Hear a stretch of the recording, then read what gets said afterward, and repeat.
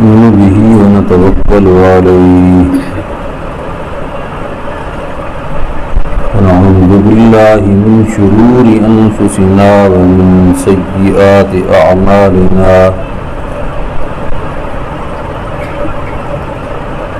من يهده الله فلا مضل له ومن يضلله فلا هادي له أشهد أن لا إله إلا الله وحده لا شريك له وأشهد أن سيدنا وسندنا ومرشدنا ومقوانا وقائدنا الأعظم النبي المكرم هو الذي بعث إلى العرب والعجم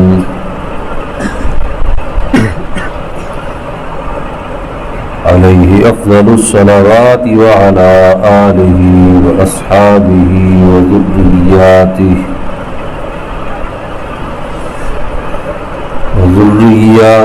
وعلماء أمته أجمعين. أما بعد فأعوذ بالله من الشيطان الرجيم. بسم الله الرحمن الرحيم. والذي أرسل رسوله بالهدى ودين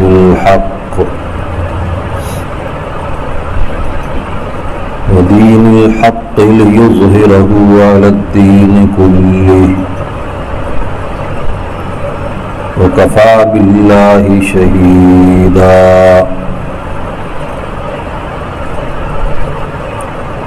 صدق الله ومن أصدق من الله قيلا. اللهم صل على سيدنا ومولانا محمد وعلى آل سيدنا ومولانا محمد وبارك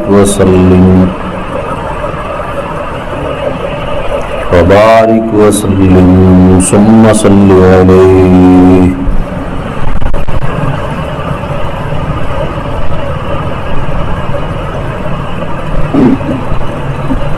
حضرات محترم،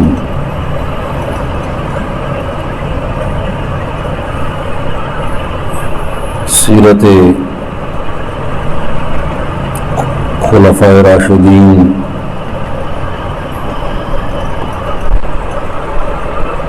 رضوان اللہ تعالی علیہم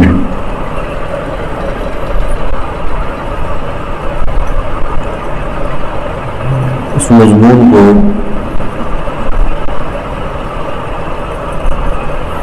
قرآن و سنت کی روشنی میں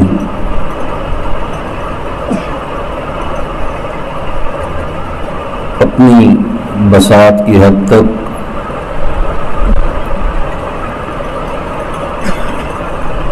مستند واقعات کے ذریعے سے بیان کیا جا رہا ہے.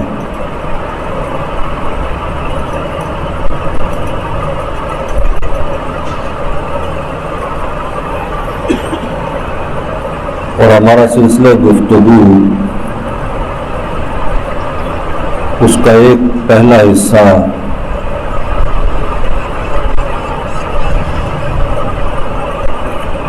دور صدیقی میں رسول اللہ صلی اللہ علیہ وسلم کی وفات کے بعد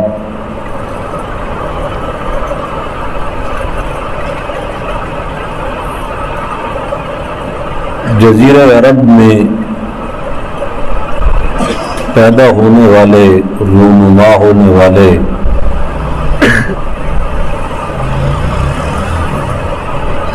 بڑے بڑے فتنوں کے خاتمے تک بیان ہو چکا ہے.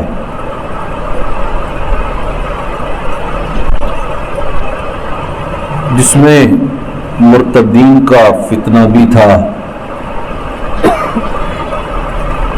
اور یہ وبا بھی جزیرہ عرب میں بلکہ اس کے طول و عرض میں پھیل گئی تھی۔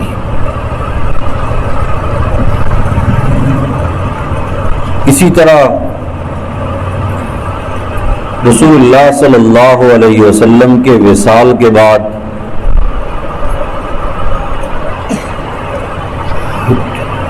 جھوٹی نبوت کے دعوے داروں کا خاتمہ اور ان کے اثر اور زور کو ختم کرنا اور جزیرہ عرب کو اس سے پاک کرنا،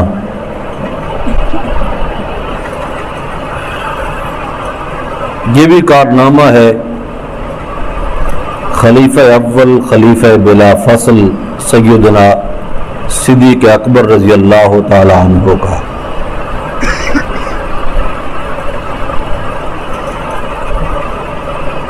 سورۃ النور کی آیت استخلاف کی روشنی میں ابتدائی دروس میں بھی بہت کچھ بیان ہوا ہے۔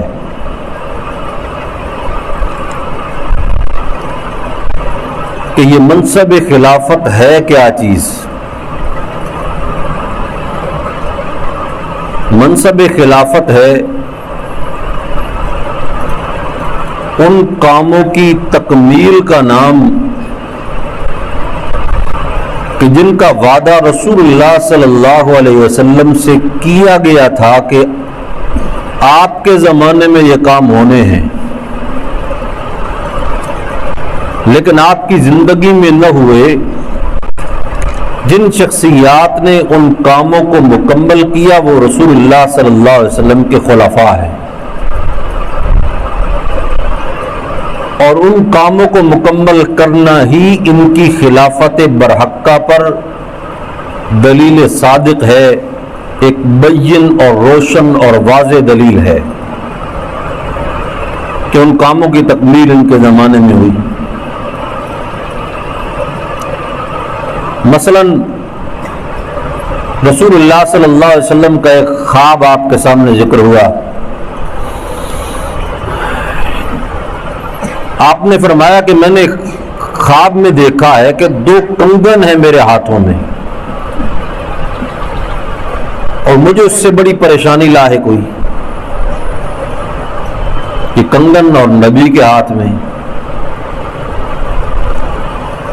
حالانکہ رسول اللہ صلی اللہ علیہ وسلم نے مرد کے لیے ہر قسم کے زیور کو ناجائز قرار دیا، صرف انگوٹھی ہے اور وہ بھی صرف 1 عدد، 1 سے زائد نہیں، اور وہ بھی چاندی کی، اور اس میں بھی علماء کا قول یہی ہے کہ چونکہ رسول اللہ صلی اللہ علیہ وسلم نے اس کو مہر کے طور پہ استعمال فرمایا اور اس کے اوپر والی سمت کو آپ نے اندر کی طرف رکھا، اس لیے نگینے کو اندر کی طرف رکھا جائے یا مہر کی ضرورت کے لیے استعمال کیا جائے، اور اگر ضرورت نہ ہو تو اس کو استعمال نہ کرنا افضل ہے، لیکن اجازت کی حد تک تو اجازت ہے، لیکن اس کے علاوہ اور کسی قسم کا زیور مرد کو استعمال کرنا جائز نہیں۔ ہمارے نوجوان جس وقت ہندوؤں کو، یہودیوں کو، نصرانیوں کو جس قسم کا زیور دیکھتے ہیں کہ وہ استعمال کر رہے ہیں، مردوں کی نقالی شروع کر دیتے ہیں، عورتوں کی نقالی شروع کر دیتے ہیں۔ اب مردوں نے بھی ہاتھوں میں کنگن پہننا شروع کر دیے ہیں، ابھی کنگن ہی ہے نا جو چین پہنتے ہیں ہاتھوں میں، گلے کے اندر زنجیریں ڈالنا شروع کر دیں، ایک کی بجائے 4 انگوٹھیاں ہاتھوں میں ہوں گی، حالانکہ یہ چیز شریعت اسلامیہ میں صرف ناجائز نہیں بلکہ حرام ہے۔ روایات میں آتا ہے کہ ایک مرتبہ رسول اللہ صلی اللہ علیہ وسلم باہر تشریف لائے اور آپ کے ایک دستے مبارک میں ریشم ہے اور ایک میں سونا ہے، آپ نے اس کو لہرا کے دکھا کے فرمایا حاذان حلالان لاناث امتی وحرامان لذکور امتی، فرمایا یہ دونوں چیزیں دیکھ لو، ایک ریشم ہے اور ایک سونا ہے، یہ دونوں چیزیں میری امت کی عورتوں کے لیے تو حلال ہیں، مردوں کے لیے حلال نہیں ہے۔ اور مردوں کے لیے میں نے آپ کو بتلایا کہ جو زیور حلال ہے، جائز ہے، وہ صرف انگوٹھی کی حد تک، اور اس میں بھی علماء کا قول یہ ہے کہ سفر وغیرہ میں استعمال کرو، ویسے افضل یہی ہے کہ اس سے بھی اجتناب کرو، لیکن اس سے بڑھ کے جو باقی چیزیں استعمال کی جاتی ہیں سری حرام ہے۔ پھر اس کے بعد اس کے علاوہ دیگر دھاتوں کا استعمال، پیتل ہے، تانبا ہے، لوہا ہے، وہ نہ مرد کے لیے حلال ہے نہ عورت کے لیے حلال ہے، عورتوں کے لیے بھی ناجائز ہے۔ عورتوں کے لیے سونے چاندی کی انگوٹھی کے علاوہ اور کوئی انگوٹھی جائز نہیں۔ ایک شخص کو آپ نے دیکھا کہ اس نے پیتل کی انگوٹھی استعمال کی ہوئی تھی، پہنی ہوئی تھی، آپ نے میں کہ مجھے تو اس سے بت پرستوں کی بو کیوں آ رہی ہے بھائی؟ اس لیے کہ بت پرست لوگ جو ہیں وہ پیتل کے بت بنایا کرتے ہیں۔ مالی اجد علیک رائحۃ الاسنام، اور اسی طریقے سے ایک کے ہاتھ پہ آپ نے لوہے کی انگوٹھی دیکھی تو آپ نے فرمایا کہ مجھے تو اس سے جہنمیوں کی بو آ رہی ہے۔ لیکن آج کل ان دھاتوں کے استعمال میں کسی قسم کا کوئی فرق اور کوئی لحاظ نہیں رکھا جاتا، بس آرٹیفیشل زیورات ہیں، ہر کوئی استعمال اس کو کر رہا ہے۔ ایک مستقل مسئلہ ہے کہ یعنی کم از کم عورتوں کے لیے انگوٹھی کسی بھی صورت میں اور دھات کی جائز نہیں، اور مرد کے لیے سوائے انگوٹھی کے اور کوئی زیور حلال نہیں، نہ گلے میں ڈالنے کے لیے، نہ بازو میں ڈالنے کے لیے، نہ کپڑے کے اوپر سجانے کے لیے، کسی بھی صورت میں حلال اور جائز نہیں۔ تو آپ نے فرمایا کہ میں نے خواب میں دیکھا اور پریشانی لاحق ہوئی کہ ہاتھ میں کنگن، اور نبی کے ہاتھ میں کنگن سونے کے، فرمایا میں نے ان کو اتارا اور اس کے بعد ان کو پھونکا تو ہوا میں اڑ گئے۔ اب جو ہوا میں اڑے، اب اس کے بعد پھر خواب ختم، صحابہ نے پوچھا یا رسول اللہ فما اولتہما، آپ نے ان کی پھر تعبیر کیا نکالی؟ فرمایا دجالان، دو دجال ہوں گے جو نبوت کا دعویٰ کریں گے، اور پھر ان کا یہ دعویٰ اللہ رب العزت تباہ کر دے گا، ختم کر دے گا، اور وہ نیست و نابود ہو جائیں گے۔ اور اس سے مراد یمن کا اسود انسی ہے اور یمامہ کا مسلمہ کذاب ہے۔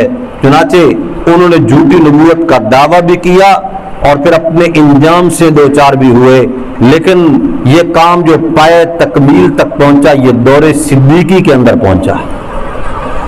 وعدہ اللہ کے نبی سے ہوا اور پورا کس کے اندر ہوا بھائی؟ دور صدیقی کے اندر۔ یہ ہے خلافت، کہ نبوت کے کاموں کی تکمیل کا نام خلافت ہوتا ہے۔ نبی نے جو کام شروع کیے ان کاموں کو جاری رکھنا، اور جن کاموں کا وعدہ نبی سے کیا گیا صلی اللہ تعالی علیہ وسلم ان کاموں کو پائے تکمیل تک پہنچانا یہ خلافت ہے۔ اور جس طرح پائے تکمیل تک وہ کام سیدنا صدیق اکبر نے پہنچائے داخلی اور خارجی اعتبار سے۔ ایک جملہ تو میں نے سیدنا ابو ہریرہ کا آپ کے سامنے پہلے نقل کیا ہے، فرماتے ہیں اللہ رحمت فرمائے صدیق اکبر پر، اگر وہ حالات کو نہ سنبھالتے تو کسی کے بس کی بات ہی نہیں تھی کہ رسول اللہ کے بعد حالات کو سنبھال سکے صلی اللہ تعالی علیہ وسلم۔ اور ایک جملہ مجھے بڑا پسند آیا مولانا ضیاء الرحمن فاروقی رحمۃ اللہ علیہ کا، انہوں نے کہا کہ میں جب یہ دور دیکھتا ہوں، صدیقی دور ہے کتنا؟ صرف 2 سال کا۔ 2 سال کے اس دور میں اگر زمانہ امن بھی ہو، حالات کی درستگی کا ذمہ دار کوئی فرشتہ بھی آسمان سے اتر آئے، خدا کی قسم اتنے آسان انداز سے وہ حالات کو نہیں سنبھال سکتا جتنے آسان انداز سے ان حالات کو سنبھالا ہے سیدنا صدیق اکبر نے رضی اللہ تعالیٰ۔ بڑی اچھی بات کہی انہوں نے کہ 2 سال میں اتنے بڑے بڑے کام اور اتنے بڑے بڑے کارنامے داخلی اعتبار سے بھی کامل ثابت ہوئے، خارجی اعتبار سے بھی کامل ثابت ہوئے۔ جس کے ساتھ رسول اللہ صلی اللہ علیہ وسلم نے اپنے زمانے میں جس انداز کا تعلق رکھا سیدنا صدیق اکبر نے بھی اپنے زمانے میں اسی انداز کا تعلق برقرار رکھا، اور جن جن حقوق کو رسول اللہ نے اپنے ذمے لیا ہوا تھا صلی اللہ تعالی علیہ وسلم، سیدنا صدیق اکبر نے ان حقوق کو اسی طرح جاری رکھا، اور خارجی اعتبار سے جتنے فتنے آئے ان سارے فتنوں کا مقابلہ کیا، اندرونی نظام بھی قائم کیا، بیرونی نظام بھی قائم کیا۔ اب دیکھو اتنی جنگیں ہیں، فتنوں کا خاتمہ ہے، ان کا مقابلہ ہے، پھر روم و فارس سے جنگوں کی ابتدا ہو رہی ہے ان کے زمانے میں، لیکن اس کے باوجود ایک ایک چیز پہ نظر ہے کہ رسول اللہ صلی اللہ علیہ وسلم کا کوئی رشتہ دار میری توجہ سے محروم نہ رہ جائے۔ اب آپ ابتدا سے دیکھ دیں کہ رسول اللہ صلی اللہ علیہ وسلم کی وفات کے بعد کیا منظر تھا جس کو سنبھالا ہے سیدنا صدیق اکبر نے۔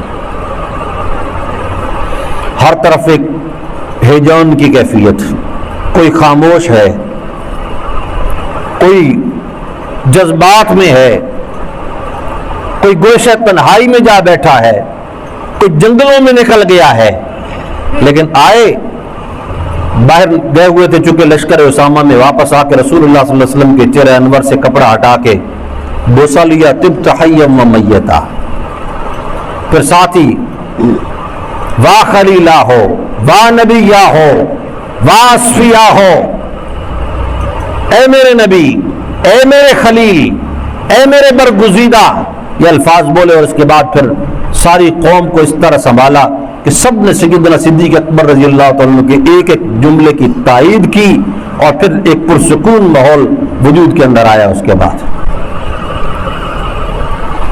اور رشتہ داروں میں بعض اوقات انسان غریبوں کو بھول جاتا ہے۔ رسول اللہ صلی اللہ علیہ وسلم کی والدہ کی ایک کنیز تھی ام ایمن،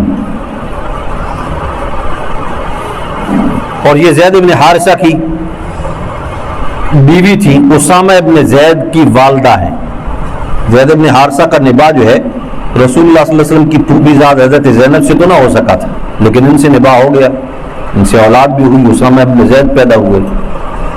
اب ام ایمن کو رسول اللہ ماں کا درجہ دیتے تھے، سیدنا صدیق اکبر نے بھی ان کو ماں کا درجہ دیا۔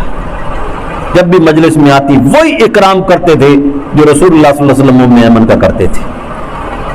پھر حسنین کریمین ان کی جو اپنی شان ہے، سیدہ فاطمہ الزہرا ان کا تو اپنی ان کی شان ہے، حتیٰ کہ اپنی لخت جگر، طبقات ابن سعد نے بڑی عجیب بات لکھی، اپنی لخت جگر سیدہ عائشہ کو جس وقت وہ سامنے آتی تھی ان کا استقبال اٹھ کے کرتے تھے، اور ان کو ام المؤمنین کہہ کے پکارا کرتے تھے۔ کیوں جی آپ ام المؤمنین کیوں کہتے ہیں؟ آپ کی تو بیٹی، آپ کی تو لخت جگر ہے۔ فرماتے ہیں کہ میں اپنی لخت جگر کی حیثیت سے نہیں، میں رسول اللہ کی زوجہ کی حیثیت سے دیکھتا ہوں کہ ان کا اتنا مقام اور شان ہے کہ ان کی رسول اللہ صلی اللہ علیہ وسلم کی زوجہ ہیں۔ ہر معاملے پہ نظر بڑی باریکی کے ساتھ۔ اور یار لوگوں نے جو قصے اور کہانیاں مشہور کر رکھی ہیں نا کہ بڑا اختلاف ہو گیا تھا ان کا سیدہ فاطمہ الزہرا سے، غلط فہمیاں پیدا ہو جاتی ہیں ایک معاشرے میں رہتے ہوئے۔ بات تو اتنی تھی کہ خیبر کی فتوحات میں رسول اللہ صلی اللہ علیہ وسلم نے جو باغ مختص کیے تھے اپنے آل و عیال پہ خرچ کرنے کے لیے، اپنے خمس میں سے جو خمس اللہ کے رسول کو ملتا تھا، اور اس کو خرچ کرنے کے لیے جو باغ آپ نے مختص کر رکھے تھے، اب کسی نے ان حضرات کے ذہن میں یہ ڈال دی، سیدنا علی سمیت رضی اللہ تعالیٰ عنہ، حضرت عباس سمیت سب کے ذہن میں یہ بات آ گئی کہ یہ شاید رسول اللہ صلی اللہ علیہ وسلم کی میراث تھی جو تقسیم ہونے سے رہ گئی، اور حضرت ابو بکر اس کو ابھی تک تقسیم نہیں کر رہے۔ تو انہوں نے مشورے سے پھر حضرت فاطمہ کو بھیجا۔ حضرت فاطمہ آئیں، سیدنا صدیق اکبر نے بڑا زبردست استقبال فرمایا اور استقبال کیا، اور اس کے بعد وجہ پوچھی، انہوں نے کہا تو ہم تو اس لیے آئے ہیں کہ ہمارا مال جو ہے اس کو تقسیم کیا جائے۔ حضرت عباس بھی آ گئے، حضرت علی بھی آ گئے۔ فرمایا ایک حدیث ہے رسول اللہ صلی اللہ علیہ وسلم کی، وہ میں سنا دیتا ہوں کہ آپ نے یہ فرمایا، نحن معاشر الانبیاء لا نورث وما ترکنا ہو صدقۃ ہم انبیاء کی جماعت دنیا میں مال اس قسم کا نہیں چھوڑ کے جاتے کہ جس کی وراثت آگے چلے. ہمارے مال کی میراث آگے نہیں چلا کرتی. وما ترکنا ہو صدقۃ، اور جو کچھ ہم چھوڑ کے جاتے ہیں وہ سارا صدقہ ہوتا ہے اللہ کے راستے میں.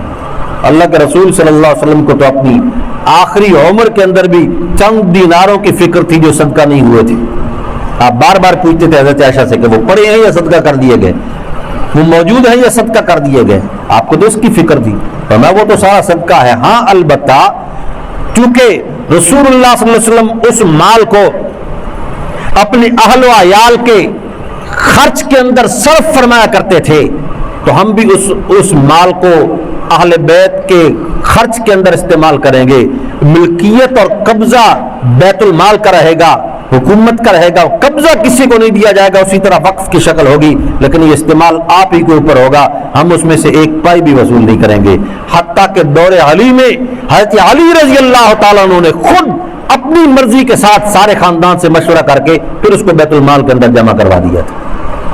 لیکن حضرت صدیق اکبر رضی اللہ تعالیٰ عنہ کی داخلی امور پہ بھی نظر تھی، خارجی امور پہ بھی نظر تھی. جب سارے فتنے اختتام پذیر ہو گئے، جو جزیرہ عرب سے تعلق رکھتے تھے، اب اس کے بعد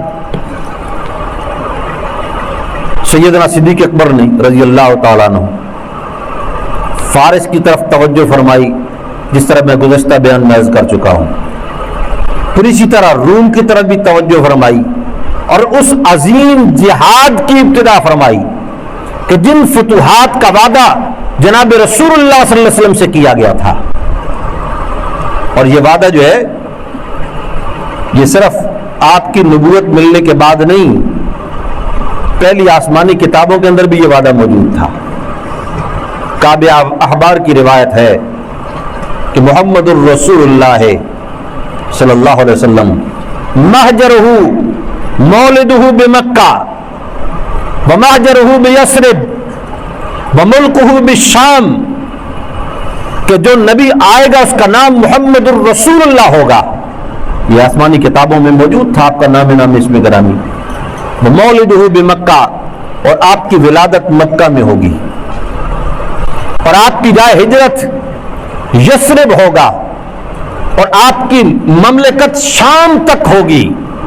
شام چونکہ خاص اہمیت کی حامل جگہ تھی، اس لیے کہ مکہ مکرمہ کے بعد اس روئے زمین پر، یعنی حجاز کے بعد روئے زمین کے اوپر اگر کوئی سب سے عظیم ترین خطہ ہے تو وہ شام ہے. آیت معراج میں موجود نہیں، سبحان الذی اسری بعبدہ لیلا من المسجد الحرام الی المسجد الاقصی الذی بارکنا حولہ. یہ مسجد اقصی کا ماحول کیا ہے، کون سا علاقہ ہے اس کے ارد گرد، کون سی جگہ ہے؟ وہ ملک شام ہے. اس لیے قرب قیامت کے اندر سب سے زیادہ جس جگہ کی اہمیت کو بیان کیا گیا ہے مکہ اور مدینہ کے بعد وہ شام ہے، اور اس کے بعد خراسان ہے. اور میں جو کر سکے تو شام کی طرف ہجرت کر کے چلا جائے، شام کے علاقے میں ٹھہرے. ورز مقدسہ ہے، اس کو ارض مقدسہ کہا گیا. اس کی خاص حیثیت تھی، اس لیے شام کا ذکر کیا گیا بطور خاص. اور پھر بعض روایات میں یہ بھی موجود ہے، ارباز ابن ساریہ کی روایت ہے، صحیح ابن حبان نے اس کو نقل کیا کہ جس وقت آپ کی ولادت ہوئی، آپ کی ولادت کے بعد اچانک ایک روشنی ظاہر ہوئی، اور آپ کی والدہ کہتی ہیں اضاءت بنورہ قصور الشام، اس نور کے ساتھ جو ہے شام کے محلات جو ہے وہ بھی بالکل واضح اور روشن ہو گئے، یعنی وہ محلات نظر آنے لگے. یہ ساری اصل میں تمہید تھی اور پیشین گوئیاں تھیں. ایک وقت ہوگا کہ شام کا علاقہ بھی فتح ہوگا اور فارس کا علاقہ بھی فتح ہوگا، اور یہ اہل کتاب کے ذہنوں میں یہ چیزیں پہلے موجود تھیں. سیرت کی کتابوں میں بہت سارے لوگوں کے حالات لکھے ہیں اہل کتاب کی، وہ سارے بیان نہیں کیے جا سکتے. اہل کتاب علماء کے جو منتظر تھے، کوئی مکہ کی طرف آئے ہوئے، کوئی مدینہ کے ارد گرد بیٹھے ہوئے. مکہ میں ایک تاجر آیا ہوا تھا، یہودی تھا، بڑا عرصہ ہو قیام پذیر رہا. اندر یہ بات تھی کہ یہ زمانہ آ چکا ہے اس نبی کی ولادت کا، اور اس کی ولادت مکہ میں ہونی. اور ان کے ہاں اور بھی کئی علامات تھیں، ان کی تفصیلات کا وقت نہیں ہے۔ جب خاندان عبد المطلب میں رسول اللہ صلی اللہ علیہ وسلم کی ولادت ہوئی تو ان دنوں میں بطور خاص تحقیق کرتا تھا، اپنے دوستوں سے پوچھتا تھا کہ قریش میں اور بالخصوص بنو ہاشم میں خاندان عبد المطلب میں اگر کسی کے گھر میں کسی بچے کی ولادت ہو تو مجھے بتلانا۔ چنانچہ جب آپ کی ولادت ہوئی اور آپ کو بتلایا گیا تو وہ گیا اور جا کر اس نے کہا کہ میں اس بچے کو دیکھنا چاہتا ہوں۔ عبد المطلب اٹھا کر باہر لائے، اس نے جب رسول اللہ صلی اللہ علیہ وسلم کو دیکھا تو چیخ مار کے گر گیا، اور پھر اس کے بعد جب اس کو ہوش آیا تو بھاگا تیزی کے ساتھ،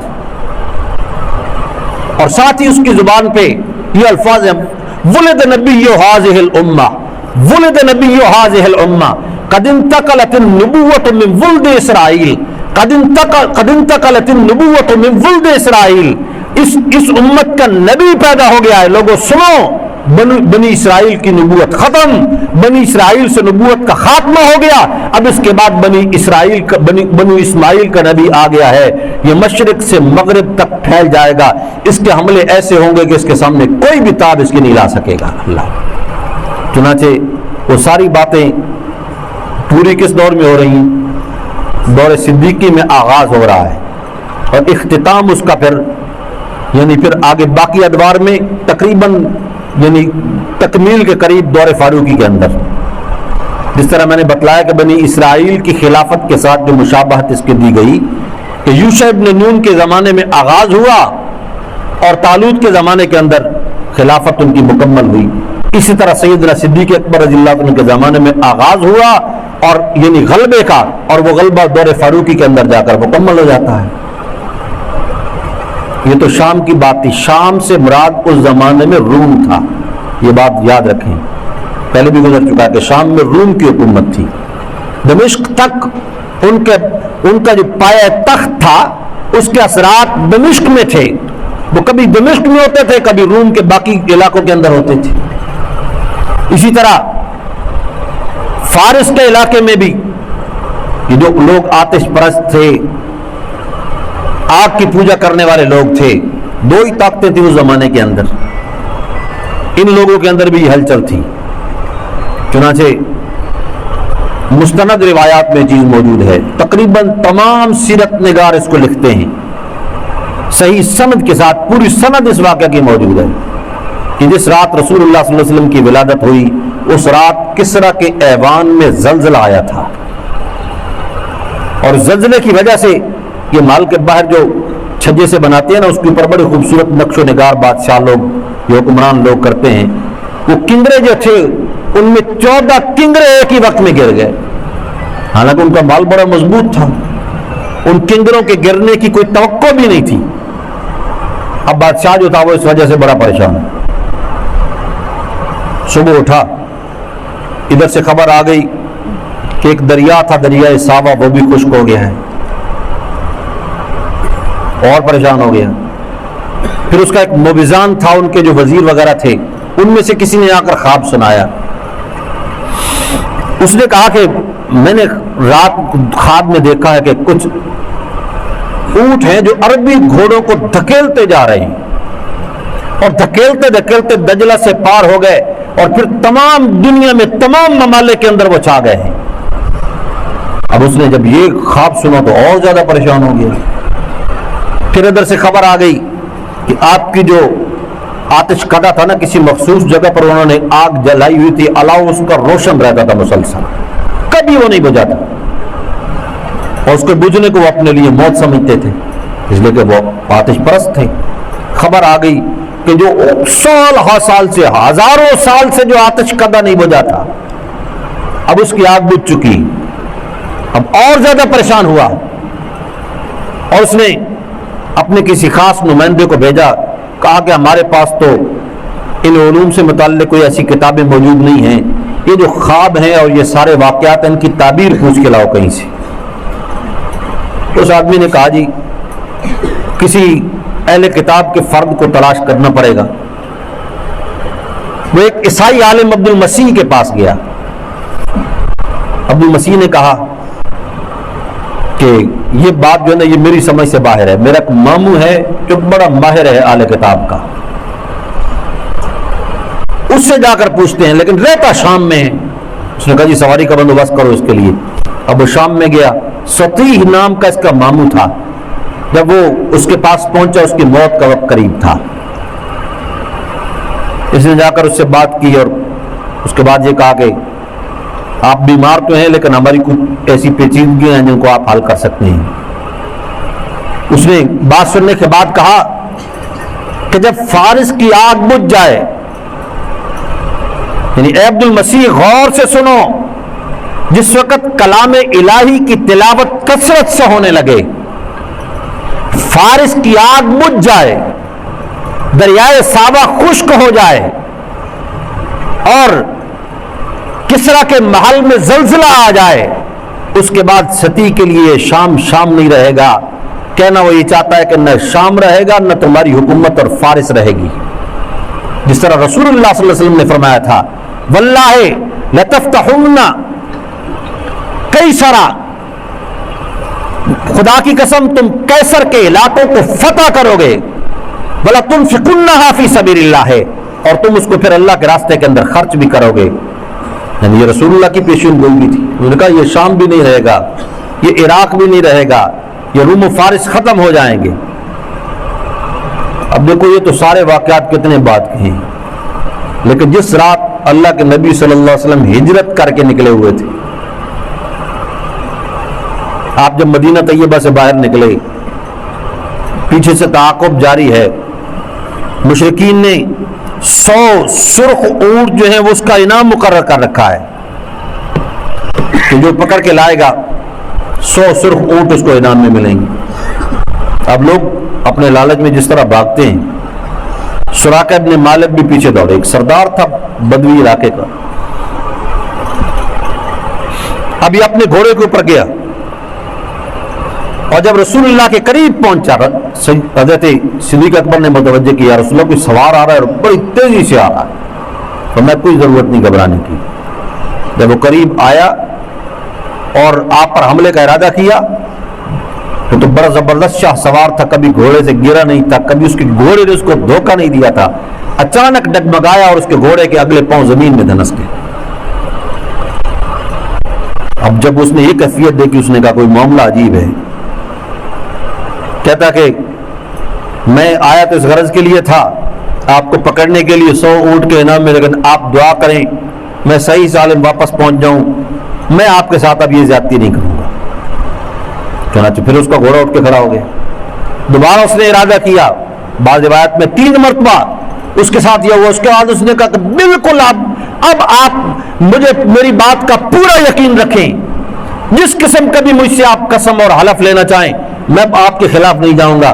آپ نے کہا کہ سراقہ اس وقت تیرا کیا حال اور تیری کیا کیفیت ہوگی کہ جس وقت فارس فتح ہوگا اور شاہ فارس کے کندن تیرے ہاتھ میں پہنائے جائیں گے۔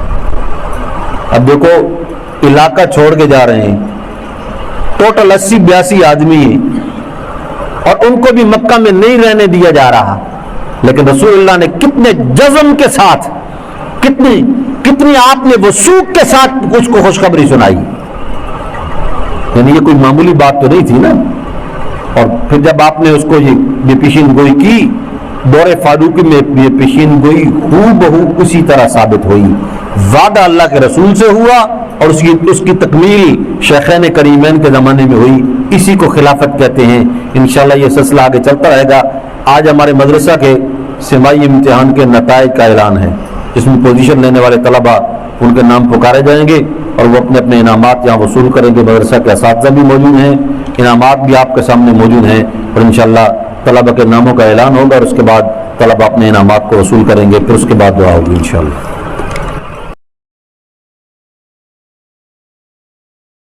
حاصل کی ہے مزمل حسنین، اس درجہ سے دوسری پوزیشن لی ہے حیدر حیات درجہ ثانیہ سے دوسری پوزیشن، درجہ ثانیہ سے پہلی پوزیشن حاصل کی ہے محمد تصور،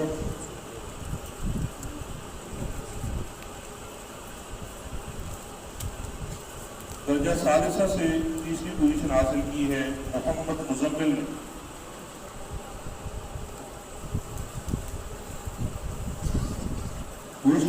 حاصل کی ہے درجہ ثالثہ سے محمد حنظلہ،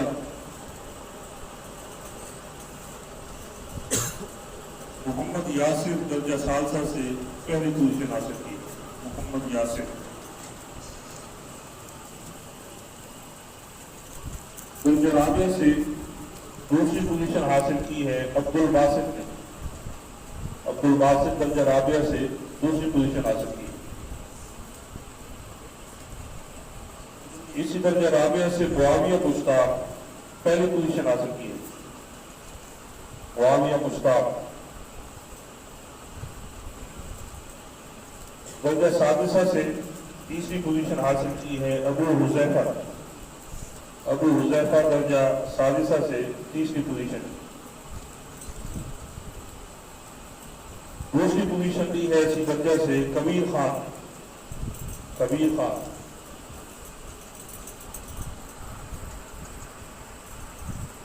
اسی درجہ سادسہ سے پہلی پوزیشن حاصل کی ہے نوید احمد، نوید احمد۔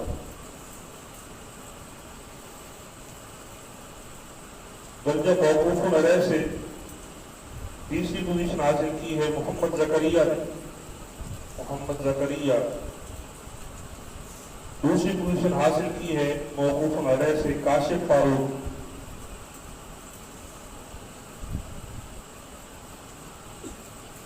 اسی درجہ موقوف علیہ سے پہلی پوزیشن حاصل کی ہے محمد رضا۔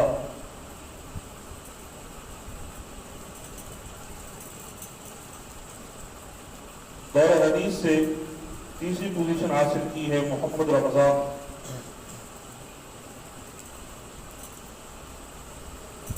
دورہ حدیث سے دوسری پوزیشن حاصل کی ہے محمد عمران، اور پہلی پوزیشن حاصل کی ہے دورہ حدیث شریف سے محمد اسماعیل، محمد اسماعیل۔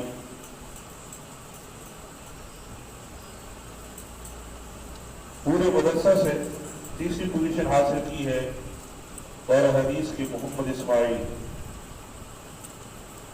دوسری پوزیشن حاصل کی ہے درجہ سادسہ سے نوید احمد، پورے مدرسہ سے دوسری پوزیشن نوید احمد۔ اور مدرسہ میں پہلے نمبر پر آئے ہیں درجہ موقوف علیہ سے محمد رضا۔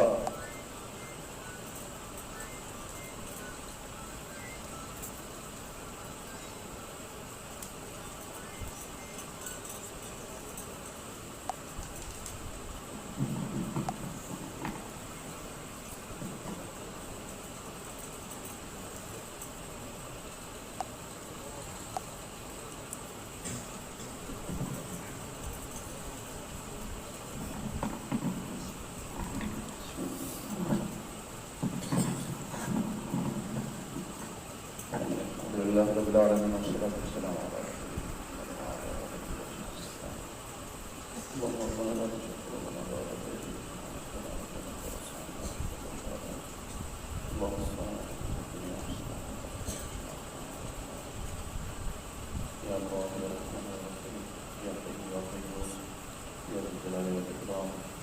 ہمارے اس تعلیم و تعلیم کے سلسلے میں یا اللہ ہماری کوششیں اپنے بارے میں قبول و منظور کرنا۔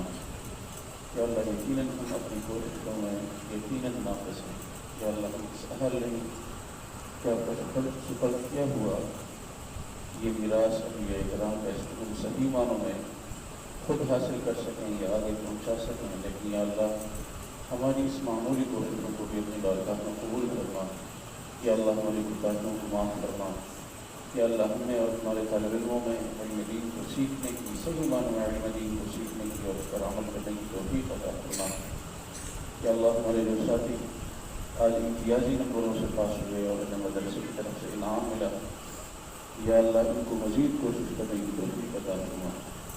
یا اللہ جو ساتھی پیچھے رہ گئے، یا اللہ ان کے دلوں میں بھی یہ تحریک پیدا کرنا کہ وہ بھی آگے بڑھ سکیں۔ یا اللہ خاص طور پر دین کے کاموں میں ہم سب کے دلوں میں، چاہے وہ طلباء ہیں، علماء ہیں یا عام حضرات ہیں، یا اللہ ان کے دلوں میں دین کے کاموں میں آگے بڑھنے کی ہمت عطا کرنا۔ یا اللہ ان کے لیے دینی امور کے راستے کھول دے۔ یا اللہ ہمارے گناہوں کو مغفرت فرما۔ یا اللہ ہماری مدد کرنا۔